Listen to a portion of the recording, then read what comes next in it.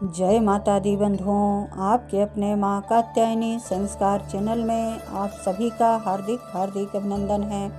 बंधुओं, आज पुनः आप सभी के समक्ष श्री शिव महापुराण के रुद्र संहिता के तृतीय पार्वती खंड से 46वां अध्याय लेकर के उपस्थित हुई हूँ। 46वें अध्याय में मैना के द्वार पर भगवान शिव का परिछन करना, उनके रूप को देखकर संतोष का अनुभव, अन्यान्य युवतियों द्वारा वर की प्रशंसा, पार्वती का अंबिका पूजन के लिए बाहर निकलना तथा देवताओं और भगवान शिव का उनके सुंदर रूप को देखकर प्रसन्न होने का वर्णन किया गया है। सावधान। ओम गंगणपतये नमः। ब्रह्मा जी कहते हैं, हे नारद, तदंतर भगवान शिव प्रसन्न चित्त हो अपने गणों, समस्त देवताओं तथा अन्य लोगों के साथ कौतूहल पूर्वक गिरिराज हिमवान की धाम में गए। हिमाचल की श्रेष्ठ पत्नी मैना भी उन स्त्रियों के साथ घर के भीतर गईं और प्रभु की शंभु की आरती उतारने के लिए हाथ में दीपों से सजी हुई थाली लेकर सभी ऋषि पत्नियों तथा अन्य स्त्रियों के साथ आदर पूर्वक द्वार पर आईं। वहां आकर मैना ने संपूर्ण देवताओं से सेवित गिरिजापति महेश्वर शंकर को, जो द्वार पर उपस्थित थे, बड़े प्यार से देखा। उनकी अंग कांति मनोहर चंपा की समान थी। उनके एक मुख और 3 नेत्र थे। प्रसन्न मुखारविंद पर मंद मंद मुस्कान की छटा छा रही थी। वे रत्न और सुवर्ण आदि से विभूषित थे। गले में मालती की माला पहने हुए थे। सुंदर रत्नमय मुकुट धारण करने से उनका मुखमंडल उज्ज्वल प्रभा से उद्भासित हो रहा था। कंठ में हार आदि सुंदर आभरण शोभा दे रहे थे। सुंदर कड़े और बाजूबंद उनकी भुजाओं को विभूषित कर रहे थे। अग्नि के समान निर्मल एवं अनुपम अत्यंत सूक्ष्म मनोहर विचित्र एवं बहुमूल्य युगल वस्त्र से उनकी बड़ी शोभा हो रही थी। अगर कस्तूरी तथा चंदन मनोहर कुमकुम के अंगराग से उनके अंग विभूषित थे। उन्होंने हाथ में रत्नमय दर्पण ले रखा था और उनके दोनों नेत्र कज्जल से सुशोभित हो रहे थे। उन्होंने अपनी प्रभा से सबको आच्छादित कर लिया था तथा वे अत्यंत मनोहर जान पड़ते थे। अत्यंत तरुण, परम सुंदर और आभरण विभूषित अंगों से सुशोभित थे। कामनियों को अत्यंत कमनीय प्रतीत होते थे। उनमें व्याग्रता का अभाव था।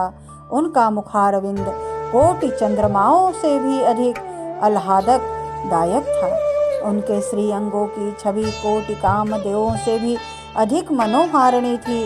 वे अपने सभी अंगों से परम सुंदर थे।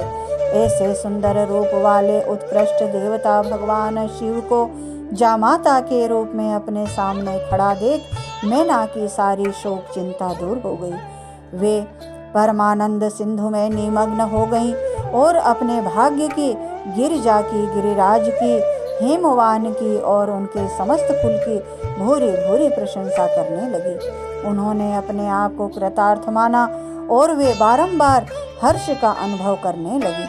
सती मैना का मुख प्रसन्नता से खिल उठा था। वे अपने दामाद की शोभा का आनंद अवलोकन करती हुई उनकी आरती उतारने लगी। गिरिजा की कही हुई बात को बारंबार याद करके मैना को बड़ा विस्मय हो रहा था।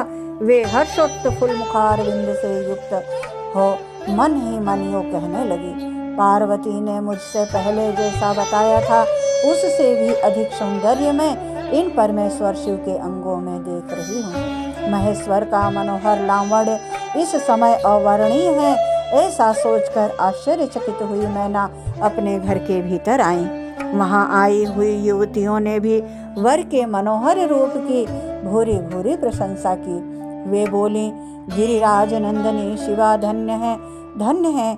कुछ कन्याएं कहने लगी, दुर्गा तो साक्षात भगवती हैं। कुछ दूसरी कन्याएं महारानी मैना से बोली, हमने तो कभी ऐसा वर नहीं देखा है और न कभी ध्यान में ऐसे वर का ही अवलोकन किया है। इन्हें पाकर गिरिजा धन्य हो गई भगवान शंकर का वह रूप देखकर समस्त देवता हर्ष से खिल उठे। श्रेष्ठ गंधर्व उनका यश गाने लगे और अप्सराएं नृत्य करने लगी। बाजा बजाने वाले लोग मधुर ध्वनि में अनेक प्रकार की कला दिखाते हुए आदर पूर्वक भांति भांति के बाजे बजा रहे थे। हिमाचल ने भी आनंदित होकर द्वारोचित मंगलाचार किया। समस्त नारियों के साथ मैना ने भी महान उत्सव मनाते हुए वर का परिछन किया। फिर वे प्रसन्नता पूर्वक घर में चली गईं। इसके बाद भगवान शिव अपने गणों और देवताओं के साथ अपने को दिए गए स्थान जनवासे में चले गए। इसी बीच में गिरजा के अंतःपुर की स्त्रियां दुर्गा को साथ ले कुल देवी की पूजा के लिए बाहर निकली। वहां देवताओं ने, जिनकी पलकें कभी गिरती नहीं थी, प्रसन्नता पूर्वक पार्वती जी को देखा। उनकी अंग कांति नील अंजन के समान थी। वे अपने मनोहर अंग कांति अंगों से ही विभूषित थी। उनका कटाक्ष केवल भगवान त्रिलोचन पर ही आदर पूर्वक पड़ता था। दूसरे किसी पुरुष की ओर उनके नेत्र नहीं जाते थे। उनका प्रसन्न मुख मंद मुस्कान से सुशोभित था। वे कटाक्षपूर्ण दृष्टि से देखती थी और बड़ी मनोहारिणी जान पड़ती थी। उनके केशों की चोटी बड़ी ही सुंदर थी। कपोलों पर बनी हुई मनोहर पत्र भंगी उनकी शोभा बढ़ाती थी। ललाट में कस्तूरी की बिंदी के साथ ही सिंदूर की बिंदी शोभा दे रही थी। वक्षः स्थल पर श्रेष्ठ रत्नों के सारभूत हार से दिव्य दीप्ति छिटक रही थी। रत्नों के बने हुए केयूर वलय और कंकण से उनकी भुजाएं अलंकृत थी। उत्तम रत्नमय कुंडलों से उनके मनोहर कपोल जगमगा रहे थे। उनकी दंत पंक्ति मणियों तथा रत्नों की प्रभा को छीने लेती थी और मुख की शोभा बढ़ाती थी। मधु से पूरित अधर और ओष्ठ बिंब फल के समान लाल थे। दोनों पैरों में रत्नों की आभा से युक्त महावर शोभा देता था। उन्होंने अपने एक हाथ में रत्न जटित दर्पण ले रखा था और उनका दूसरा हाथ क्रीड़ा कमल से सुशोभित था। उनके अंगों में चंदन, अगर, कस्तूरी और कुमकुम का अंगराग लगा हुआ था। पैरों में पायजेब बज रहे थे और वे अपने लाल लाल तलुओं के कारण बड़ी शोभा पा रही थी। समस्त देवता आदि ने जगत की आदि कारण भूता जगत जननी पार्वती को देखकर भक्ति भाव से मस्तक झुका मैना सहित उन्हें प्रणाम किया। त्रिलोचन शिव ने भी बड़ी प्रसन्नता के साथ कनखियों से उन्हें देखा और उनमें सती की आकृति देखकर अपनी विरह वेदना को त्याग दिया। शिवा पर आंखें गड़ाकर भगवान शिव उस समय सब कुछ भूल गए।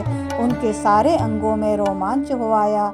वे हर्ष का अनुभव करते हुए गौरी की ओर देखने लगे। गौरी उनकी आंखों में समा गई थी।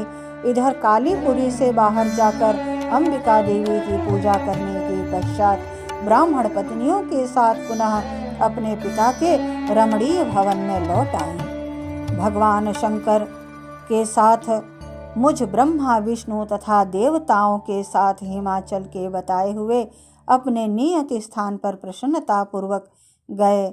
वहाँ गिरिराज के द्वारा नाना प्रकार की सुंदर समृद्धि से सम्मानित हुए वे सब लोग सुखपूर्वक ठहर गए और भगवान शिव की सेवा करने लगे। इस प्रकार पार्वती खंड से 46वां अध्याय पूर्ण हुआ। ओम नमः शिवाय। बंधुओं, यदि मेरा यह प्रयास आपको अच्छा लगे तो प्लीज़ लाइक, शेयर व सब्सक्राइब करना न भूलें। जय माता दी बंधुओं। ओम नमः शिवाय।